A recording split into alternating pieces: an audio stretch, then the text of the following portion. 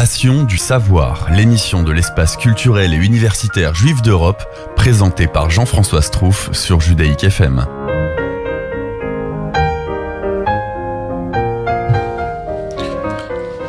Gad, moi je te propose qu'on démarre tout de suite cette émission par ton éditorial. Tu as des choses à nous dire, nous t'écoutons.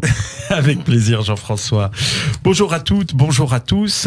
Il y a quelques jours, le président de la République, dans une des communes de la banlieue de Mulhouse, prononçait un discours marquant sur la nécessaire mise hors la loi du séparatisme islamique qui porte atteinte aux lois de la République. Il a rappelé la primauté des lois de la République sur toute autre forme d'autorité. Nous ne pouvons évidemment que souscrire à ces propos courageux, qui rappellent, comme l'affirment d'ailleurs les textes fondamentaux du judaïsme, que Dina de Malchuto Dina, la loi du royaume, autrement dit la loi de la République, est la loi. D'aucuns seraient tentés d'affirmer que cette question du séparatisme islamique ne concerne que les musulmans, pas les autres citoyens, et encore moins les juifs que tous les autres, et de rappeler comme un mantra que oui, nous les juifs, nous disons la prière pour la République, que oui, nous les juifs, nous respectons le principe selon lequel la loi de la République est la loi, et rester dans la posture angélique du bon élève de la République.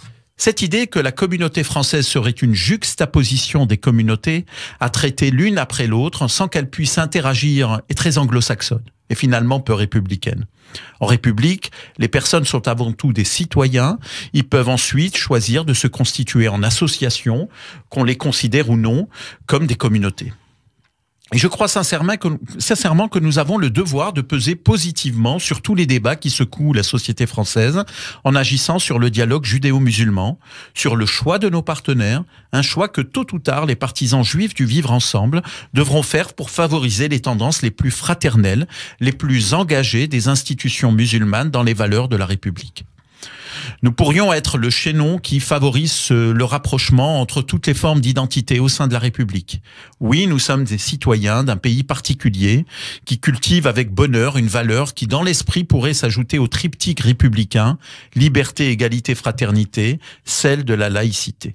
En 1905, au moment de la République, où la République était aux prises avec les congrégations religieuses pour faire émerger la loi de séparation de l'Église et de l'État, nous étions en pointe avec les protestants pour accepter avec enthousiasme de nous conformer aux modalités de cette nouvelle loi. Et cette approche de deux acteurs, même minoritaires en France, a eu un fort impact éthique sur toutes les consciences. Soyons demain ces acteurs toujours minoritaires, mais prescripteurs incontournables d'une certaine idée que nous nous faisons de la France, non pas malgré notre appartenance au judaïsme, mais bien du fait même de cette appartenance au judaïsme, et au nom de cette fidélité à la République que nous partageons avec d'autres composantes de la France.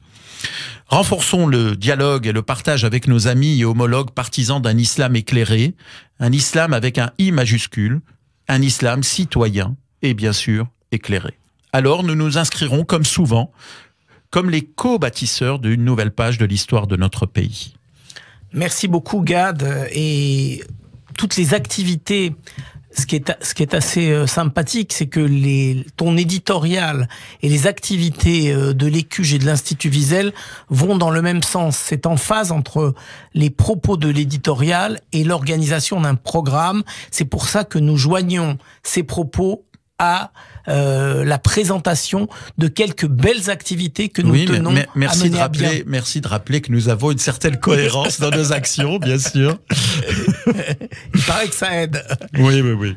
Alors, on est quand même un peu à la veille des fêtes de Pourim, donc on va peut-être rappeler à nos amis un certain nombre de belles activités qui sont liées à la fête de Pourim. Alors, Pourim, c'est un moment particulier du calendrier juif.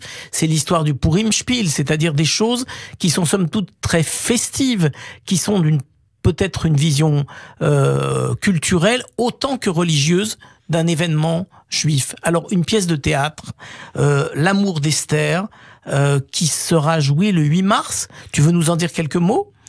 Oui, c'est la première comme tu le disais, Jean-François, Pourim est une fête très particulière. C'est une fête qui a un positionnement assez fort, d'ailleurs à l'Écuge, au travers de plusieurs activités que nous allons proposer pendant toute la semaine de Pourim.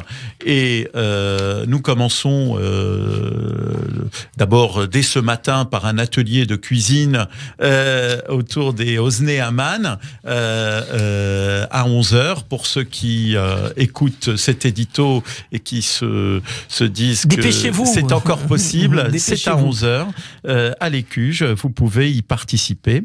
Mais aussi, dès la semaine prochaine, le 8 mars, à 17h30 à l'Écuge, nous accueillons cette pièce, Amour d'Esther, une pièce écrite et montée par la compagnie Petit Théâtre d'Alexandre Stajic, qui est un dramaturge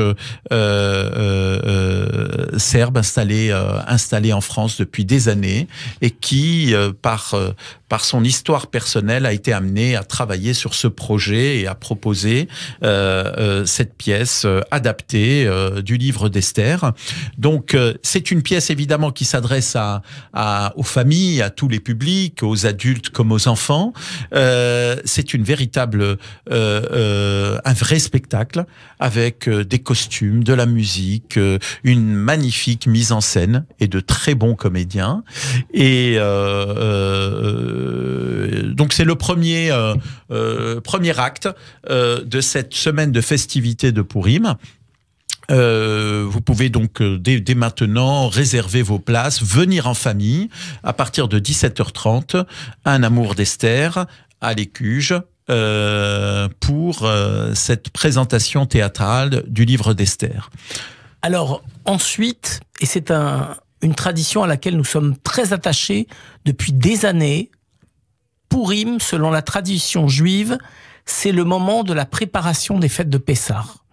Et nous le marquons en manifestant une solidarité avec les familles les plus défavorisées. Nous lançons le 9 mars, le lundi 9 mars, les préparatifs des paniers de Pessah pour que l'ensemble de nos amis commencent à s'intéresser à cette campagne et participent massivement à une action qui a l'avantage d'être pluraliste avec plusieurs communautés. Retenez bien la date du 9 mars, c'est le lancement de cette campagne. Oui, je pense qu'il faut qu'on en reparle de cette campagne des paniers Pessah, et évidemment on en reparlera, mais tu l'as dit Jean-François, le Pourim, c'est le signal. C'est le signal, c'est l'appel à la solidarité pour la préparation des fêtes de Pessah et pour la communauté et particulièrement les membres de notre communauté qui rencontrent des difficultés.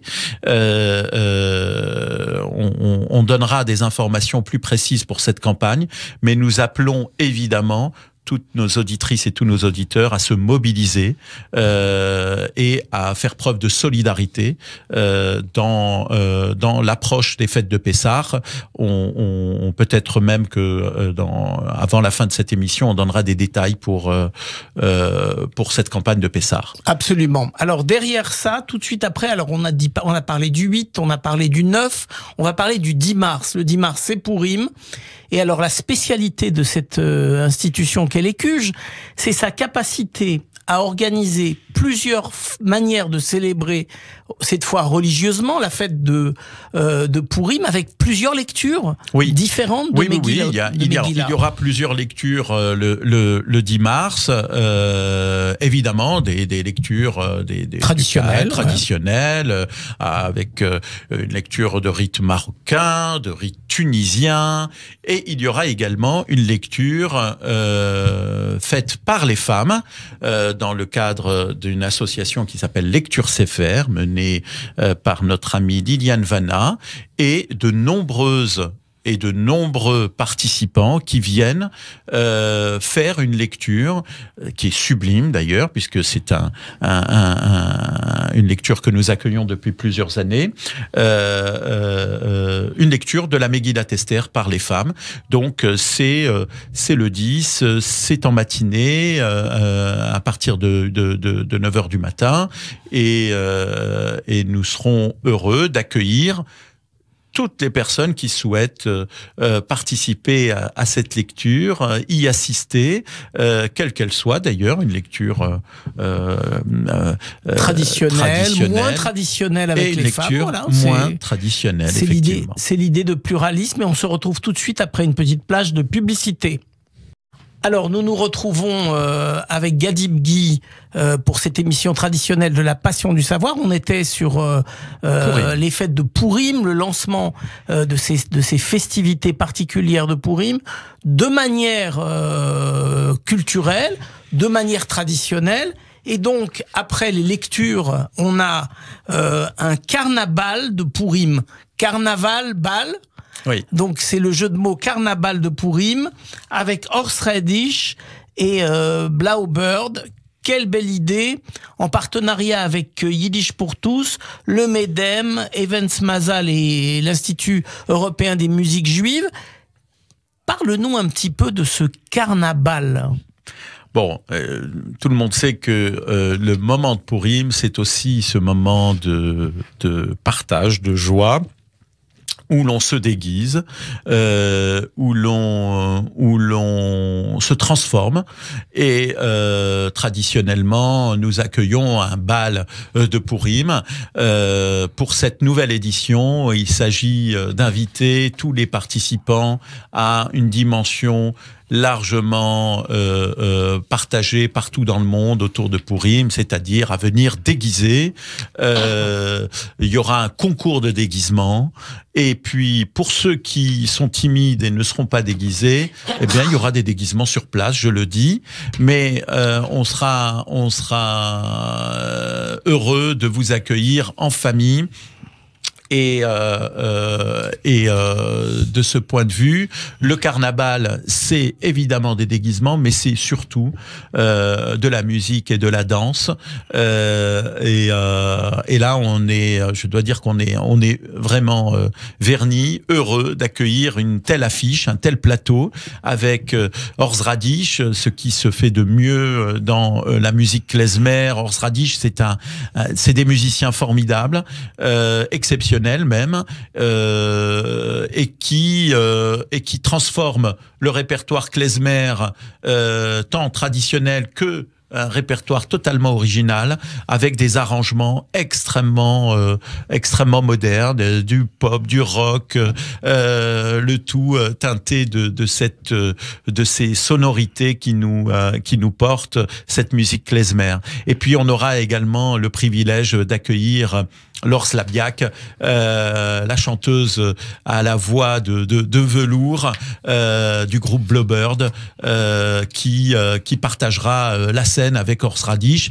Il vous prépare un programme de feu pour ce bal, pour cette soirée, et vraiment j'invite tout le monde à marquer cette date, à venir nous rejoindre le 10 à partir de 20h pour cette soirée. Alors c'est formidable parce que c'est plusieurs manières de célébrer Pourim. Oui, le théâtre, la musique. Voilà, le théâtre, la musique, évidemment la lecture de la Megillah qui est la manière traditionnelle de célébrer Pourim, et tout ça dans la même maison, avec des gens qui viennent de partout, et c'est pour vous, chères auditrices et chers auditeurs, l'occasion de rencontrer aussi des gens qui partagent, comme vous, la passion pour les festivités juives, mais qui viennent de tous les milieux, de tous les horizons, une sorte de brassage de cultures différentes, les cultures juives différentes et traditions différentes, et c'est donc dans la même maison, et en même temps le croisement entre des publics qui vont se voir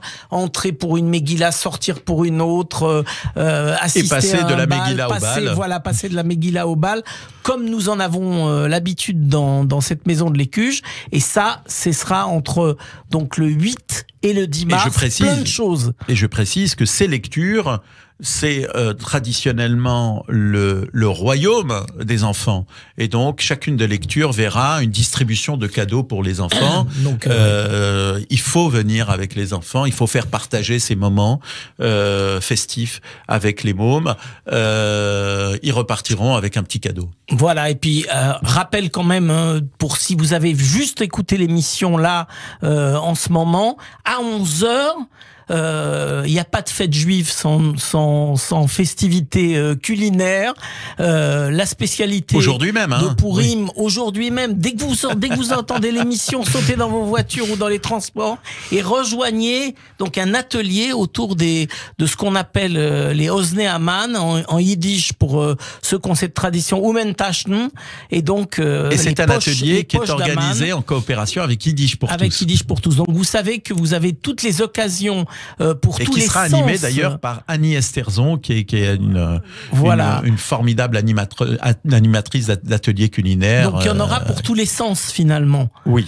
C'est un Pourim pour tous les sens, le gustatif, l'artistique, le culturel, le traditionnaliste. C'est un Pourim qui ressemble assez à l'Écuge. C'est le Pourim de l'Écuge et l'Écuge en mode Pourim. Voilà. Alors Gad, ne l'oublions pas, c'est un des volets importants de l'activité du 119 rue Lafayette. Ce sont bien évidemment les programmes de l'Institut Wiesel. Alors si on prend le calendrier des cours, par exemple, prenons les lundis de Wiesel, qui est un moment fort, un temps fort de l'Institut Wiesel. Nous avons le lundi 2 mars, nous avons donc dès demain Trauma dans la civilisation, du terrorisme à la guerre des identités, avec Christian Hoffman et Roland Chemama, un sujet qui est un sujet sérieux, qui est un sujet grave, mais qui est traité de manière universitaire pour sensibiliser l'opinion à les participants. Oui, et ils présenteront leurs travaux, leurs livres à l'occasion de ce lundi de Wiesel. Ensuite, vous avez peut-être vous avez eu l'occasion de suivre, et si vous n'avez jamais eu l'occasion de suivre ces cours, c'est le moment de tenter de participer à l'un des sujets que je vais développer ici, qui sont les cours de l'Institut Wiesel. Alors, les conférences des lundis de Wiesel, c'est la possibilité en 1h30 de découvrir un sujet. Mais si on veut l'approfondir, on a aussi la possibilité de suivre un cours, et en ce moment, ça tombe plutôt bien puisqu'on a plusieurs cours qui démarrent ou qui viennent de démarrer. Donc vous pouvez, comme on dit, prendre le train en marche, et je vais vous proposer un certain nombre de sujets. Et bien évidemment, Gad, quand tu veux, tu commentes les sujets que je vais développer. Alors on a démarré à l'instant continuité et mutation du judaïsme français au XXe et XXIe siècle par Philippe Boukhara. On a démarré Mensonge, parjure et médisance, la parole fautive dans la Bible de Paul-Laurent Hassoun. Et on est en ce moment aussi sur les grandes périodes de l'art juif avec Sonia Fellous. Voilà, et pour commenter cette dernière proposition, Sonia Fellous est une des grandes spécialistes de l'art juif à travers l'histoire, et on lui a demandé de nous proposer un cours d'ouverture, une sorte de grande introduction à l'art juif. Et ce cours-là est un cours extrêmement important, parce que c'est un cours que vous ne trouverez nulle part ailleurs. Et de ce point de vue, les cours de l'Institut Wiesel sont également conçus pour tous les publics. Ce sont des cours donnés par des universitaires, mais le cahier des charges que nous fixons est évidemment de s'adresser à tous les publics, à des étudiants, comme à un public d'auditeurs libres qui s'intéressent à ces sujets, qui veulent les approfondir. Donc venez par curiosité, mais venez aussi, vous en repartirez, j'ai presque envie de dire augmenter. Ces cours sont une véritable expérience. Que ce soit le cours de Sonia Fellous, qui a lieu tous les... Jean-François, peut-être tu peux le préciser. Alors, le cours de Sonia Fellous a lieu tous les jeudis de 19h30 à 21h30. Voilà. Avec quelques dates, 5, 12, 19, 26 mars et 2 avril. Plein d'occasions pour découvrir ce cours. Et pour Paul-Laurent Assoun, qui est une des sommités de la psychanalyse en France, un grand universitaire. C'est le mercredi soir à 19h. 19h à 20h30. Et puis pour Philippe, c'est à Bocara. Bocara, c'est le mardi soir de 19h30. Donc pratiquement, si vous avez du temps, tous les jours, il y a une activité. Et on démarre aussi le mercredi 4 mars, l'introduction à la Bible hébraïque de Georges Elias Sarfati. Donc ça, c'est aussi un très grand moment d'échange avec un universitaire hors pair. Un peu un des fleurons de l'activité de l'Institut Wiesel, notamment dans ses enseignements en ligne par l'UNEJ. Donc rappelez qu'il existe aussi la possibilité de suivre des enseignements en ligne. Georges Elias Sarfati a créé un cycle de cours sur notre plateforme de cours en ligne UNEJ, unej.com, uneej.com pour ceux qui ne connaîtraient pas encore, et ces cours ont beaucoup de succès. Et il y a plus de 8000 personnes qui ont suivi ces cours, ces 5 MOOC. Alors pour conclure cette émission, je voudrais revenir sur Purim. Et si tu veux bien, je voudrais rappeler on a parlé de la tradition du Purim Spiel. On va terminer par la tradition du Purim Spiel avec une conférence de Michel Tauber dans notre campus Val-de-Marne, parce que l'Institut Wiesel, c'est aussi plusieurs campus en région Île-de-France et bientôt en province. Et donc, le 4 mars, le mercredi 4 mars, à 19h30, chez nos amis du campus de Val-de-Marne, à Nogent. À la Maison de la Culture Juive de Nogent, que nous saluons, et nous saluons Sylvia Usan et sa formidable équipe. Voilà, et nous aurons Michel Tauber sur le Purim Spiel, et la boucle est bouclée. On est revenu, et rappelez-vous donc qu'après avoir vu Michel Tauber et le Purim Spiel, après avoir entendu son exposé, vous aurez encore plus envie de participer aux festivités de l'Écuche qui se tiendront du 8 au 10 mars autour de la fête de Purim, du théâtre, de la musique, des lectures traditionnelles ou moins traditionnelles, notamment par les femmes de la Megillah, orthodoxe. Mais rejoignez-nous, il y a plein d'occasions de fêter Purim avec nous. Et déjà, je vous souhaite un Purim Sameach, de très belles fêtes de Purim, quel que soit le lieu où vous serez, mais chez nous, vous serez bien. Très belle fête à vous.